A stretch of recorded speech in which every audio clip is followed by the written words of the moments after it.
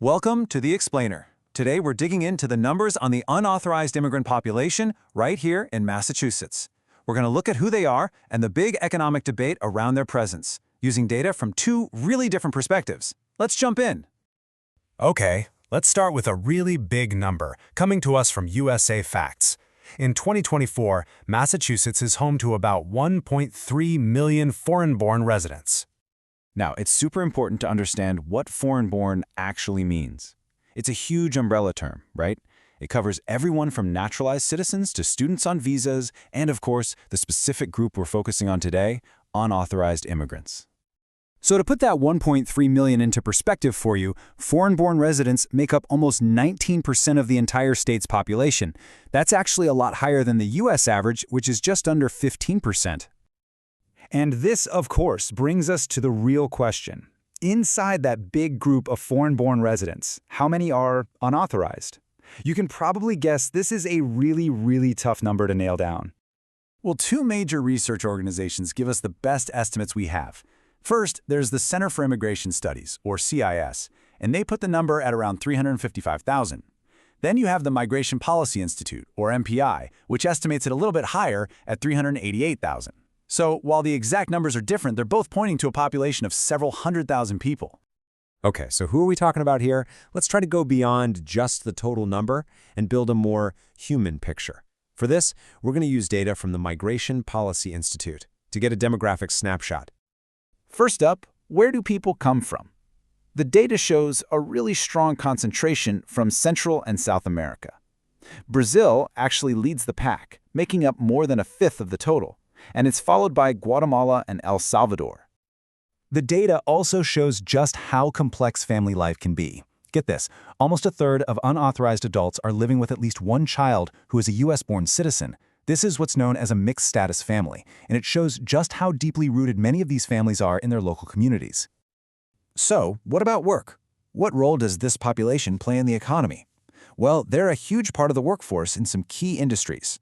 Construction and professional services are tied at the top, each employing about 18%. And you can see accommodation and food services isn't far behind. And you know, this next piece of data might actually surprise you. MPI's analysis shows that a solid majority, that 60%, of this population lives in households that earn at least 200% of the federal poverty level. That really challenges some of the common assumptions about their economic situation. All right, now we're going to pivot and look at this issue through a totally different lens. We're turning to a report from the Center for Immigration Studies, and they're not focused on demographics. They're looking at the direct fiscal impact on Massachusetts taxpayers. The main argument of the CIS report is pretty much summed up right here. And it's worth pointing out that they use the term illegal immigrants in their analysis.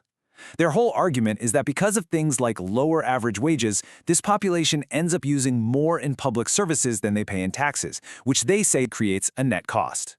So, the CIS report tries to put a dollar figure on these costs. Public education for the children of unauthorized immigrants is by far the biggest expense they identify, estimating it at $575 million a year. The report also points to costs from the justice system, putting incarceration expenses for convicted criminal aliens at $27 million for fiscal year 2022.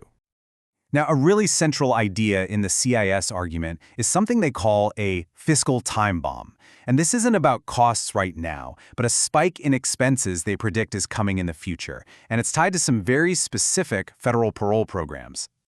So here's how they say it works. Certain migrants come into the country under these federal parole programs, and those programs have a 5-year waiting period for most federal benefits. CIS argues that in 2026, when the very first of these groups becomes eligible, states like Massachusetts could see a sudden, pretty big jump in welfare costs. So based on this whole fiscal analysis, the Center for Immigration Studies doesn't just identify the problem, they move straight to proposing solutions. They lay out a bunch of state-level policy changes they say are designed to defuse this so-called time bomb. And this quote from the report's author really frames their proposals as an urgent warning. The call to action is aimed right at state lawmakers, basically telling them they need to do something before these predicted costs become a reality. So what do they suggest? Well, the key recommendations from CIS all focus on a few main ideas. They argue for cutting back access to state services and the emergency shelter system. They also want stricter enforcement, pushing for things like expanding the E-Verify system for jobs and getting rid of so-called sanctuary policies. So we're left with two very distinct data-driven pictures, aren't we? On one hand, you have the MPI data, which shows a population that's really integrated into the state's economy and family life. And on the other hand, you have the CIS analysis, which projects major future costs for taxpayers.